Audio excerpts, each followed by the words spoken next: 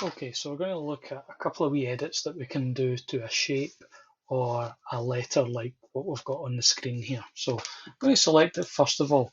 When I click on it, you will notice that what it wants to start doing is adding additional letters. So when it comes to the select tool, it's always important you either click on this little cross here or you click on the boundary of the letter. That's this kind of blue line that goes around it.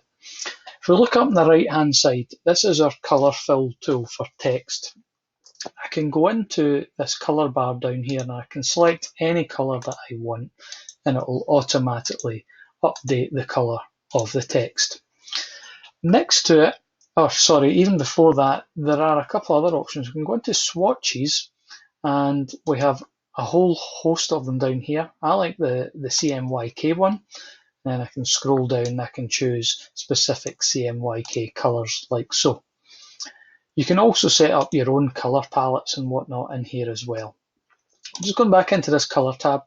Next to the text fill colour, there is the line colour. Again, I could use this colour bar down here. I'm going to set it to red.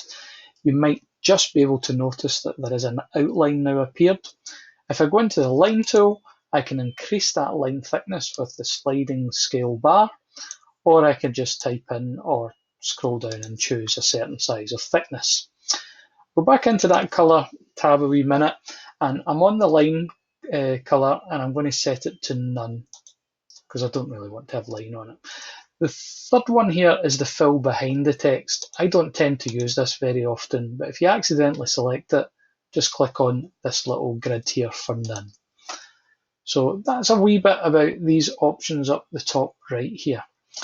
Now I'm going to have this selected and I'm going to go all the way over to the bottom left here, and I'm going to make sure I'm on my line or my text fill colour, and I'm going to go over to this fill tool which looks like a paint bucket. Currently it's set to solid in that fill colour. I could go in and adjust the colour at the moment, but I'm now going to go in and see what other options I've got.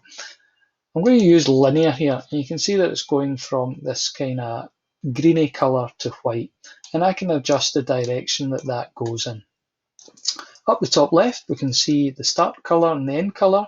I'm going to adjust this to something else. Let's just make it red. It won't look particularly nice, but you get the idea, and I can just play about with that. Again, I can adjust the direction that this is coming in. Now I'm actually going to double click on this line because it allows me to add in another colour. So I'm going to add in maybe white here. So what I've got going on now is my kind of blue, white to kind of red colour. I could, if I wanted to be clever, I could go back to the original colour, which I've got in here. So I've kind of got this blue, white, and it actually looks like a highlight, which sometimes could be very handy. So that's a wee bit about that. I'm just going to change this back to a solid fill at the moment. And the last thing I wanted to show you was that we can make the text be transparent. So make sure that I'm on the text fill. I come all the way over to the bottom left and I click on the transparency tool. Currently it's set, or should be set to none. I'm going to set it to solid, and I'm going to make this, now I need to make sure that I've got this definitely selected when it comes to doing this, otherwise it won't work. So select it, onto here, set it to a solid transparency. Anything less than 100% will make it see-through, so I'm going to drag it right down to about 30. I could just type in the number if I wanted to. And as you can see, this has now become a sort of transparent letter. I have a couple other options. Instead of a solid transparency, I can go linear. So currently it's starting at 30%, so let's just change that back to up to 100, and then the end is 0%. So I'm going to click and drag that, and you can see the effect that I can get. I can make the bottom of the letter almost disappear, which is quite a nice little effect that we can use. So that's called transparency. So a range of things we can do to change the fill and the outline and the colours, and applying a little bit of transparency as well.